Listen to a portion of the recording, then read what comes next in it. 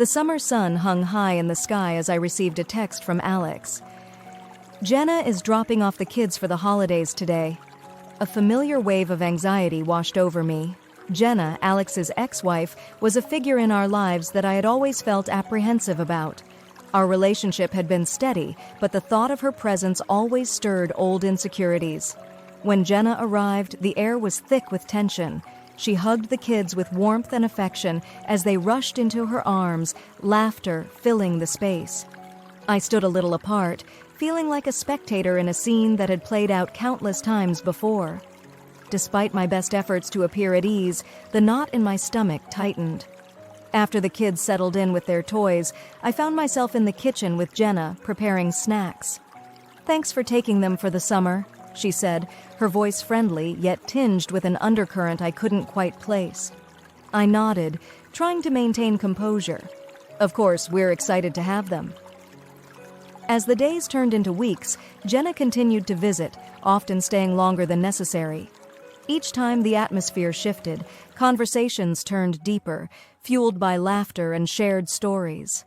I noticed the way Alex looked at her, a flicker of nostalgia in his eyes that made my heart race. I tried to brush it off, reminding myself that we were building our own life together. One evening, after the kids were tucked into bed, the three of us found ourselves on the couch, sharing a bottle of wine. The atmosphere was charged, laughter spilling into the air like sparks. Jenna leaned closer to me, her warmth inviting. "You're really great with the kids," she complimented, her tone sincere. I felt a rush of warmth. "Thanks. I just want them to be happy," I replied, but beneath the surface, I felt a strange connection growing between us. The lines between friendship and something more began to blur. As the night wore on, the laughter turned into whispers, and the distance between us shrank. Jenna's hand brushed against mine, and I felt a jolt of electricity. In that moment, the world outside ceased to exist. I glanced at Alex, and to my surprise, he seemed caught up in the same current. Before I knew it, we were tangled together on the couch, laughter morphing into something more intimate. The three of us surrendered to the moment, crossing a boundary we had never intended to cross. The night unfolded in a haze of passion, and as dawn broke, we lay entwined. A beautiful yet complicated mess. In the days that followed, the initial euphoria began to fade, replaced by a complicated web of emotions. I found myself questioning everything. What had we done? I loved Alex, but there was an undeniable connection with Jenna that I never anticipated. The dynamics shifted. Jenna's visits became charged with tension, and every interaction felt fraught with unspoken words. I could see the confusion in Alex's eyes, mirroring my own turmoil. We had opened a door that couldn't be closed, and the consequences loomed over us. As summer wore on, the three of us navigated this new reality. Jenna was no longer just an ex-wife. She was a part of our lives in a way that complicated everything. I felt torn between my love for Alex and the unexpected bond that had formed with Jenna. Communication became strained. What had felt like a carefree summer turned into a tumultuous journey of emotions. We began to question our roles, our boundaries, and what we truly wanted. Could we make this work? Or had we crossed a line that could never be uncrossed? Eventually, we sat down together, the weight of the situation pressing down on us. "We need to talk," I said, my voice trembling. The conversation that followed was raw and honest, revealing our fears, hopes, and the complexities of our entangled lives. In that moment, we understood that love is not always straightforward. It can be messy, complicated, and filled with unexpected turns. We had entered a territory that blurred the lines of our relationships, and while we didn't have all the answers, we knew we had to navigate this journey together.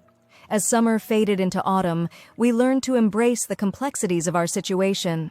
It was not an easy path, but we were committed to figuring it out, together. Our journey had become a tapestry of emotions, woven with threads of love, desire, and acceptance.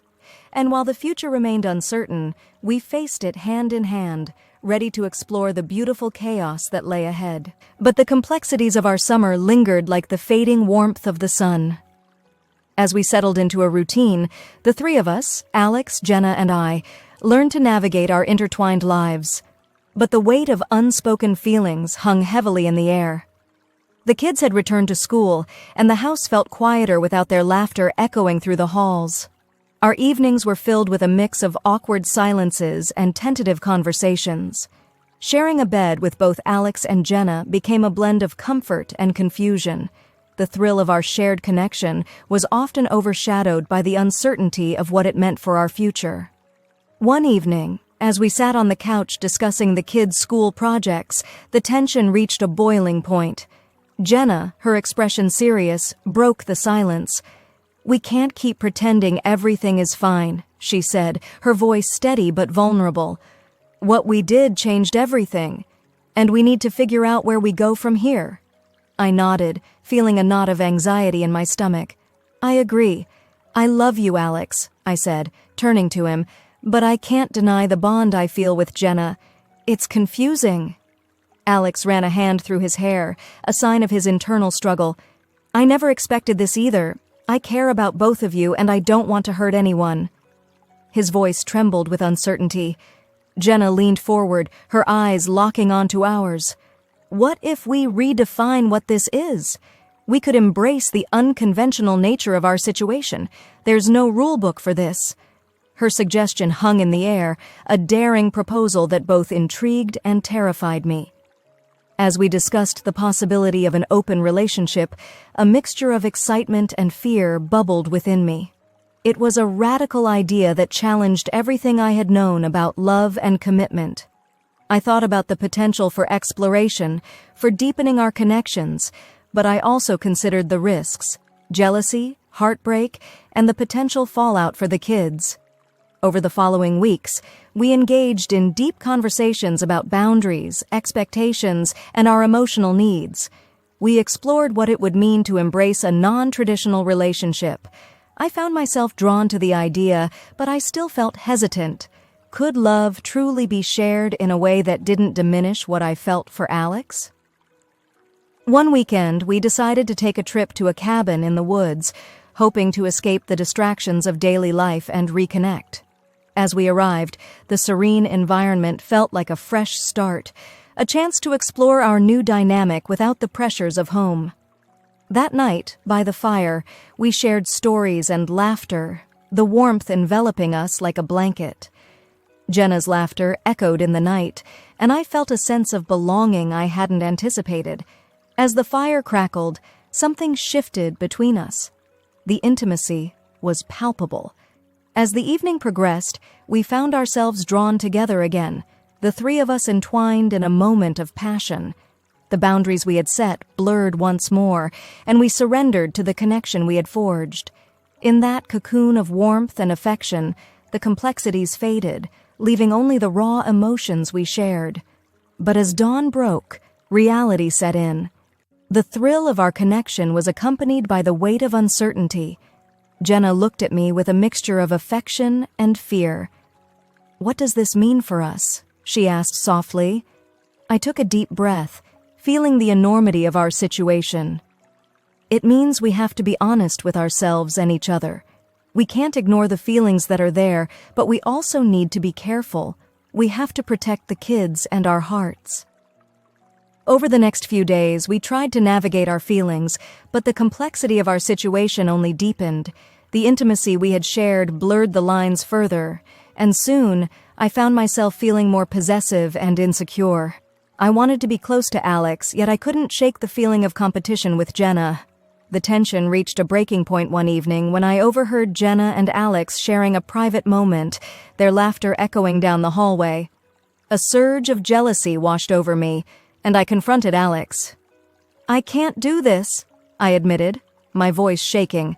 "I thought we could make this work, but it's too hard." Alex looked at me, concern etched on his face. "We need to communicate. You're not alone in this. I care about you both, but I want you to feel secure too." As we sat down to talk, I realized that we had to redefine not just our relationships with each other, but our expectations. After that emotional confrontation, I knew we had to face the storm brewing within our unconventional relationship. The stakes were high, and I could no longer ignore the feelings of jealousy and insecurity that threatened to unravel the bond we had formed. Over the next few days, we committed to a series of open discussions. No topic was off limits. We gathered in the living room one evening, the three of us sitting in a circle, each of us armed with our thoughts and emotions. "I've been feeling overwhelmed," I began, my heart racing. "I thought I could handle this, but I can't shake the feeling that I'm competing for your attention, Alex. It terrifies me." Jenna nodded, her expression understanding. "I get it. I never wanted to come between you two. I care about both of you, but I don't want this to turn into a competition. That's not what I imagined when we started exploring this." Alex took a deep breath, his gaze shifting between us. "I don't want either of you to feel that way. This was supposed to be about connection and love, not rivalry. Maybe we need to set clearer boundaries, what we're comfortable with and what we're not." We spent hours discussing our feelings and fears, slowly unraveling the complexities that had woven our lives together.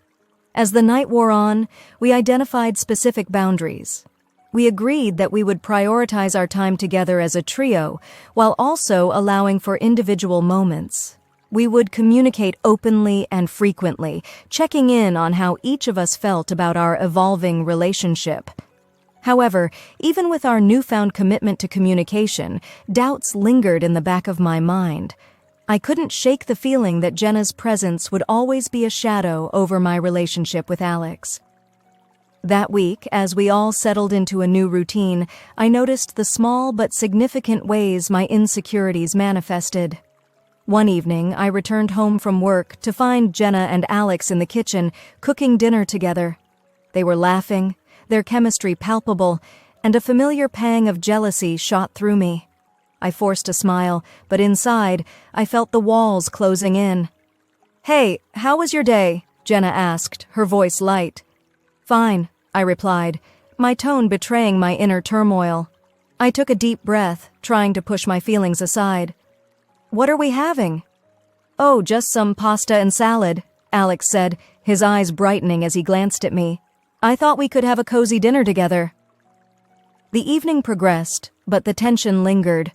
I couldn't shake the feeling that Jenna was encroaching on something that felt inherently mine.